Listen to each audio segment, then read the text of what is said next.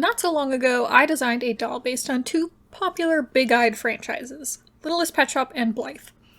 My intention was to make a cute series of designs that would fit well with having pets, and that was pretty much where I left it. People liked the video, but I had nowhere to go with it further. I've made a lot of dolls, including fairly small ones, but hand-making a doll with these tiny and precise ball joints would be quite difficult, unless I could, 3D print the design I already made in Blender, which I couldn't do. Yet. I'll talk about that in a minute, but let me talk about the modeling that I did first.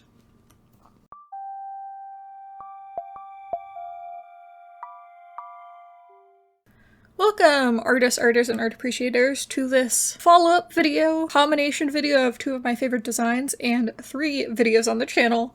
Here are some of the original models that I made, little human dolls. The goal was that, like the original Blythe dolls, they would have simple articulation in the hip and arm joints only. When I took them over to edit in the joints, I realized I wasn't entirely happy with that, and I began working on some knees so the dolls would have a little extra mobility. I like my dolls to be able to sit properly. But as I was working on the joints, I remembered a different mini dolls joints that I made last year. I had made a doll with clay based on the Shimmer dolls from the 80s, and a 3D model, and then last year I took that 3D model and I added articulation to it. I said if I ever got the chance, I want to print a little centaur doll. And that presented me with the perfect opportunity. I took the articulated horse part and slapped the new human Blythe-ish 3D model on top of it as the torso and head and arms. And I think they look great. The body and arms are similar in proportion to the original. The main change is now her head is massive. But I left the horse part just as it was before. On the plus side, knowing she has 4 legs will make her able to stand up properly, which Blythe dolls really struggle with because of their huge heads. I only had to do a little bit of tweaking to the body to make it fit into the centaur half. One of the fun things about adding the centaur doll to this doll is that all 3 inspirations are toys originally created by the same company. Blythe, Littlest Pet Shop, and Shimmer were all created by Kenner Products, aka Kenner Toys. Kenner is probably best known for being the only company that agreed to create the Star Wars action figures prior to the movies coming out, because larger toy companies in the 70s thought the movie might be a flop. Taking a chance on Star Wars paid off for the company. Their success did lead them to being bought out by Tonka, which was then purchased by Hasbro in the 90s, and Kenner was dissolved by Hasbro. Hence, Hasbro having the copyrights to the Blythe dolls and the Littlest Pet Shop dolls. Hasbro has never brought back the Shimmer dolls in any form that I know of. So I guess all that I'm saying is that I enjoy that this doll is now an amalgamation of 3 Kenner line products because I like toy history and I'm often inspired by retro toys. If you couldn't tell. Now, how will I get this toy into my very own hands? With a 3D printer. So this here is a machine that was sent to me by the company that makes it. It's called Halot X1. It is a resin 3D printer, and as you guys know, I make a lot of 3D objects, so I was interested in 3D printers, and this company reached out and said we could send you one if you would be able to try it out. Now, this is not a sponsorship in that I am not required to say anything, and they did not pay me money. They gave me this 3D printer and they said please use it in a video, so that's what I'm doing. Like being straightforward with you. I really wanted a 3D printer to use in my art, and this was a great opportunity for me. So thumbs up for that. I appreciate it. So, unfortunately, I did lose footage of me actually using this printer because I am not smart and the battery died on my camera while it was filming, so the footage of me actually pulling things out of the printer does not exist. But obviously, we will see the results in a couple of minutes. First, though, I wanted to talk about something that's very, very important to me. As you know, I have a whole video where I talked about resin and resin safety, basically. In that video, I was not very kind to resin. If you aren't aware of my previous video on resin, I did a video about these rainbow high dolls and other products which used resin in them, despite the fact that they are targeted at children. I do not like that. It is not safe. You need to take a lot of safety precautions, even as an adult, in order to handle it properly. This is the resin that they sent me to use with this printer. It says on it, you know, do not contact or eat the product. If you have any allergic reaction, please go to the hospital immediately. Wear a respirator while using. Wear protective gloves. Store product in sealed container. Please keep away from children. Resin, not safe. This container makes it very clear that it's not safe to use without protection. So, how do you protect yourself? Well, first of all, you don't have this. In order to use a resin printer responsibly, first of all, you need a fairly dedicated space to it. A space that is full of your other stuff is not the best. So what should you have? This is a volatile organic compound respirator that filters things from the air. So you want this to be properly fitted. You can resize this to your head. Note, it does not come in child size because it is for adults. I have 2 of these. One of them I used and I could smell the resin through it, indicating that it was not properly fitted. So, you know, watch out for that and make sure that yours is properly fitted. And of course I wore gloves throughout, not these gloves. These gloves are from, I think they're from painting something. Anyways, you should use gloves throughout, and any excess resin that you get anywhere needs to be cured. If it's on the gloves, you can cure the gloves before you dispose of them. As a side note, this resin printer is not going to be here for very long. I did test this resin printer in this space in my office, and I cleaned the space really well and I let it air out, but I realized that it was impractical and unsafe for me to do so. There is not enough ventilation in this room. Also, my cats live in this house and they like this room. They're banned from going into the main bedroom because one of them poops on the bed.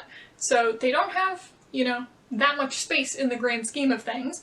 And I realized it was completely unfair to lock them out of this room because obviously they can't be in the room with the resin.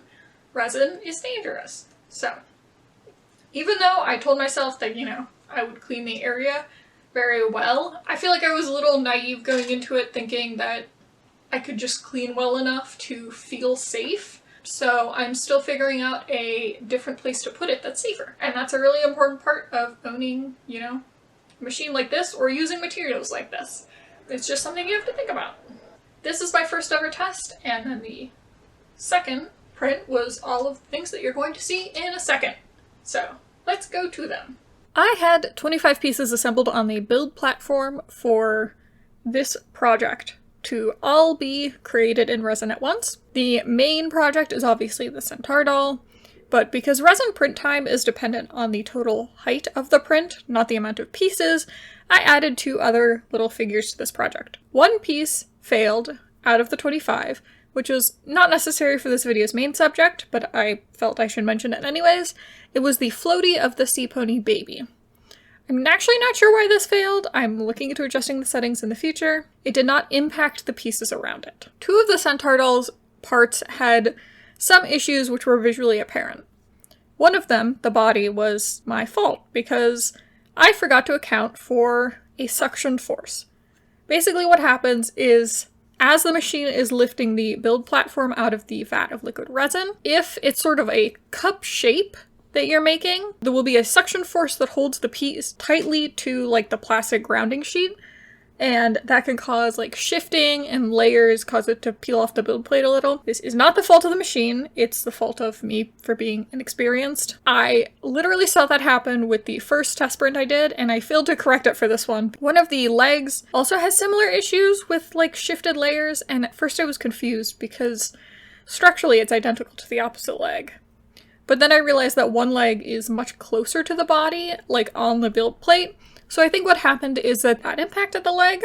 I was super happy with how all the other pieces turned out. All the little holes in the head for hair actually turned out really well. The face looks super smooth. The fur detail on the horse half is like very clear and doesn't have like obvious layer lines or anything. And all of this, when this figure is literally 5 inches tall when assembled, it's kind of crazy. Like literally, I think I might be crazy for deciding I should make a ball jointed figure this small. Which we'll see later, but overall I was really happy with it, and like the balls fit in the sockets and everything that I wanted. And if you haven't been following me elsewhere, you might not be familiar with the little alligator, but this is a design I made a while ago, inspired by the Takara ponies, and I decided to use the extra build space to print it. Actually, I printed a miniature version. It's about half the size of the original model, and I love it so much. I will show it off as a finished piece at the end. The first step of this was giving everything a base coat so it would be a blank canvas and I could work from there. I used several super watery layers for that part. For the horse torso and back leg, which had printing issues, I added some epoxy to smooth them before painting them. No big deal, I still use the pieces. I could absolutely have reprinted them, but the issues honestly seemed minor enough. But I just felt like I didn't want to like waste the pieces or anything. I could just smooth them out with epoxy and it was much easier. By the by, I should mention that there is a chip in one of the front legs, but I'm fairly sure that was caused by me after taking the pieces out of the machine.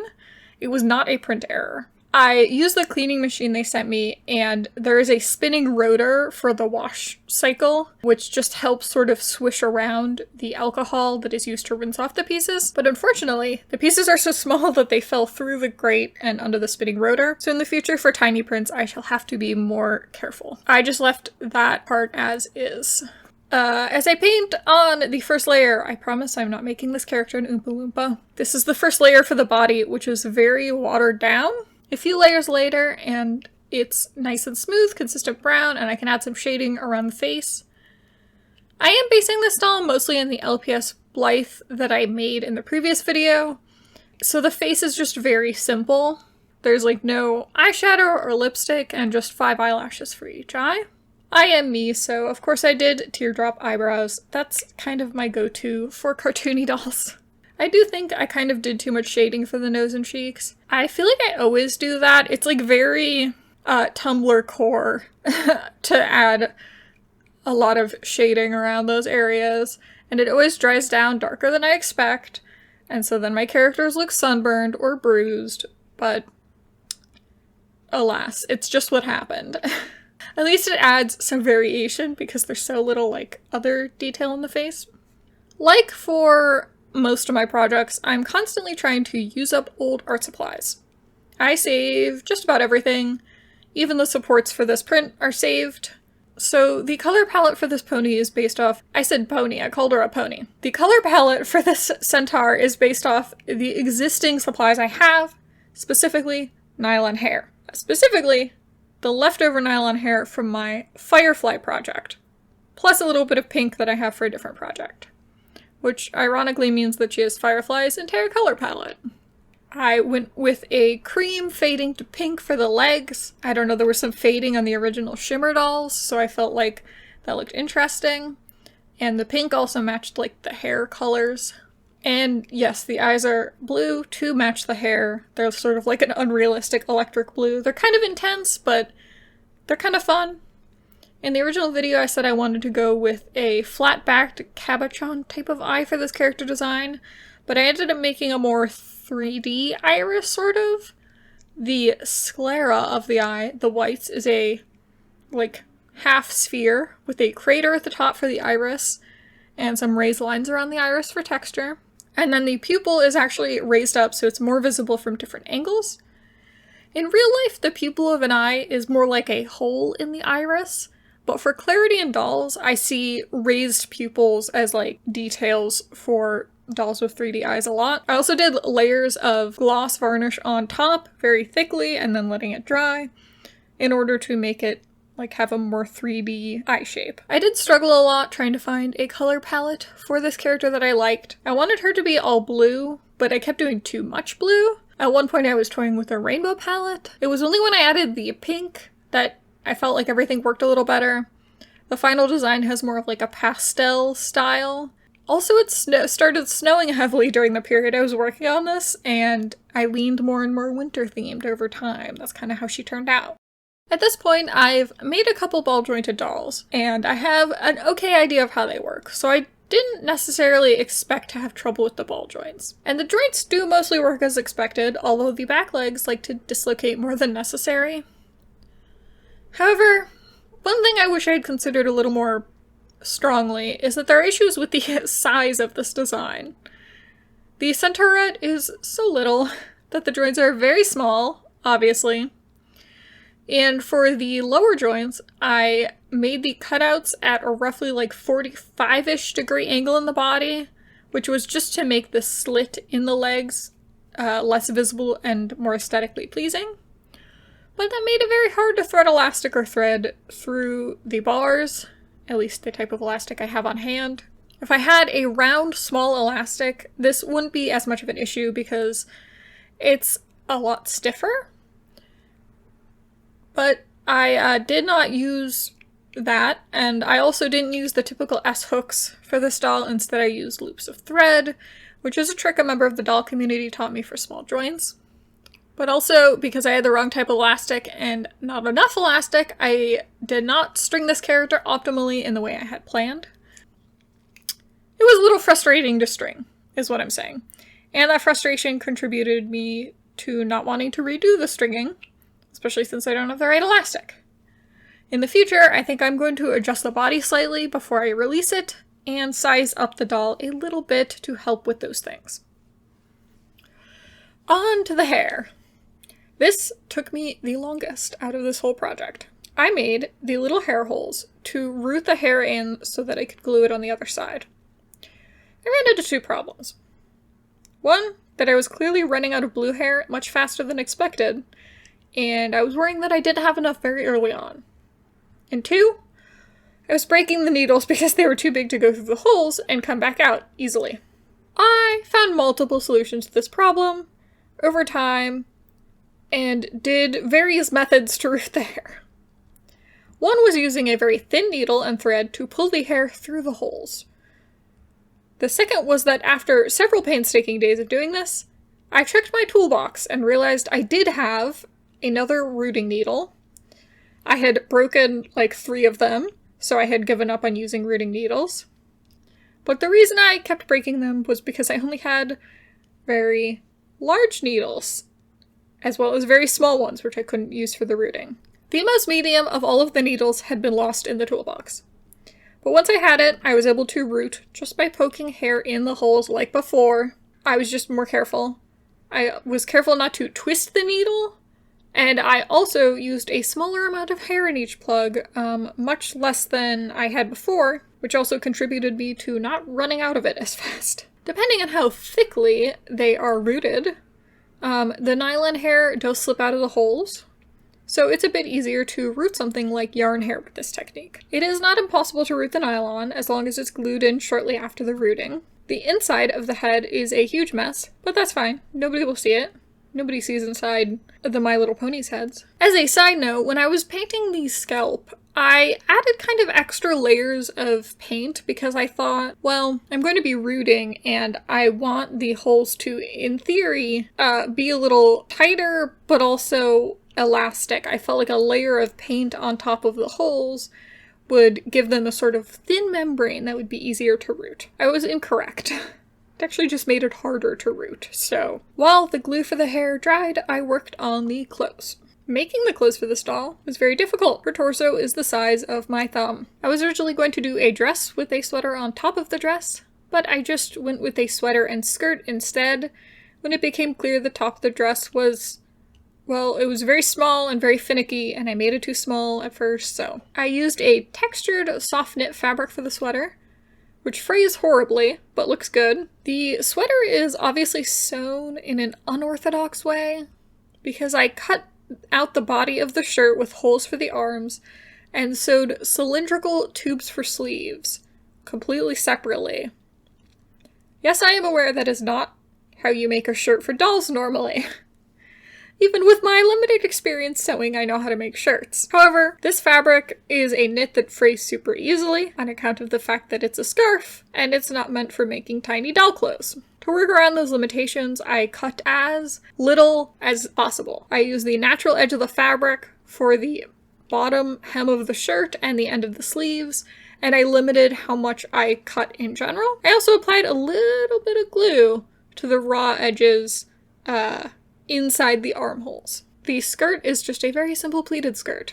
I measured the waist and cut a waistband, and then measured a strip about twice as long as that and sewed the pleats by eye. I also sewed little back leggings that matched the sweater fabric. This was just as much to hold the legs in place because, again, they do seem to like to dislocate.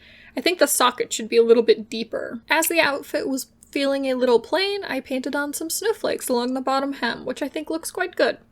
It's little touches like that that can help pull it together, and I just like painting small things. Okay, on to / back to the hair and the hairstyling. As you may be aware, or you may not be, I am not great at hair for dolls, especially nylon hair, so I knew this would be super difficult. On the plus side, I had rooted all the hair onto the back head cap so I could easily style the hair without the rest of the head being present, and I didn't have to worry about getting the rest of the body wet. That was the only good thing about this situation. I started by boil washing the hair straight, which worked very well, and evening up the length a little bit. At this point, my goal was just to make her hair somewhat wavy to give it more volume. Fortunately, I do not have any like foam curlers, which are now on the list of supplies I need to actually buy for dolls because they would make things so much easier. I do have pipe cleaners and some straws.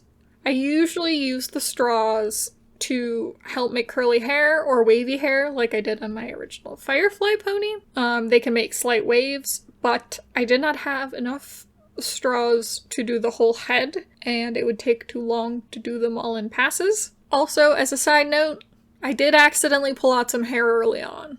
I ended up doing another pass at gluing the hair in to fill up the space. To make a long story short, I curled this doll's hair 4 or 5 times before I was happy with the result. Not all of it at once, but I kept testing different methods to see what I could get. Eventually I figured out a technique where I made a little V with a pipe cleaner and wrapped hair around either side of the V and then folded over the tip. After a boil wash and dry, I eventually unwrapped the doll to get wavy hair. There were some inconsistencies. Some of the thicker strands were more on the wavy side, and then thinner strands were obviously more tightly curled. I now had a decision to make. Either try to go for the wavy hair, or a more coily, curly style. You could probably tell where I ended up by now. Honestly, I might have gone for curly, coily hair in my concept art if I thought I could pull it off, but I guess I just thought it would be too difficult to do with straight nylon. That's why I was contemplating using yarn at one point to make like more textured and curly hair. Usually when I see doll artists do curly hair, they use pre-curled nylon, but this method that I used wasn't that difficult. It was like kind of time consuming, but once I got the hang of it, I was able to make pretty tight curls. And I felt like having the curly hair covered the gaps in the scalp really well, which was nice. I think on future dolls I might try the glue weft method for straight hair so it doesn't have as many gaps. But as long as the hair is like curly or coily or in some way has some volume, it does cover up the scalp alright to plug the hair. The curly hair also reminds me of the G3 Monster High Venus McFlytrap, who has that sort of coily nylon that I was talking about in her Fear Book doll. Which is, fun fact, one of the only Monster High dolls I've ever actually been tempted to purchase because I really love her design and her little, like, overalls. Note that this style of curly hair is obviously out of scale for an actual afro. But on small dolls like Venus and the Centaur, the nylon is so stiff and light, it forms more of a round afro shape than it does, like, falling down. It's just not heavy enough to fall naturally like real hair. Although I say light, but I mean light individually per strand. In terms of the actual weight of the hair overall, this hair is quite heavy for this doll, and she needs to be balanced carefully sometimes. It's honestly, she's much better than I thought she would be. Like, I honestly thought she would just, like, flop right over. But she can balance all on her own, so that's cool. Because the Centaurette doll has such a big forehead, I knew I wanted to cover a bit of it with hair. I was considering painting on some wispy baby hairs like on Iris, my Rainbow High doll, but instead I pulled some curls down and sort of sewed them to the hair on the sides to just kind of get more coverage on the forehead. Like as if the natural hair is falling forward a bit more. As in my original design, I wanted to do a headband and a little bow. Instead of pink, I found some blue ribbon for the bow, and I made it wrap around the head with some Velcro at the back so it can be removed. And it also wraps around the end of those little bangs so that they look more like tucked into it, so the whole hairstyle is more cohesive. And then I also made a bow at the tail of the doll. And with that, everything is complete and ready for the reveal. But first, before I go, thank you to my Ko-fi supporters, Yasella, Luca, Gabby Rose, Serendipity, and MJ Neko. If you'd like to get access to all of my 3D models early and free, they're on my Ko-fi for supporters, and if you'd like to pay per model, you can check out my Calls 3D. I even have free models there. If you want to support me for free, you can hit the good old classic like button, comment, or subscribe, or even all three, or two of them, whatever you want. Thanks. This is my Christmas sweater that I made several years ago and never finished. Should probably finish it someday. It looks kind of weird like this. Ta-da! Here is the finished doll, who I have dubbed Noelle for season appropriateness. People like to ask me what my dolls are named, and I a lot of the time don't have a name, but I'm trying to do better. I'm very happy with how she turned out. She is just a touch of winter theming without being super Christmassy. I feel like the bright blue can be sort of like a winter sky sort of vibe. It was super fun to try to design a character that is, for lack of a better phrasing, sort of toy line appropriate. Like, I was trying to imagine her as a playline doll, like what a playline centaur doll would be like. And I think she pulls it off pretty well. She's not the most posable because I limited her joints, and I wasn't sure if I would like that, but that definitely gives her the more, like, toyetic charm. Her face is very shiny, I can tell. Funny enough, this is kind of accurate to the original vintage Blythe dolls, who had glossy faces for some reason. In person, it is not as bad, but it is distracting in photos.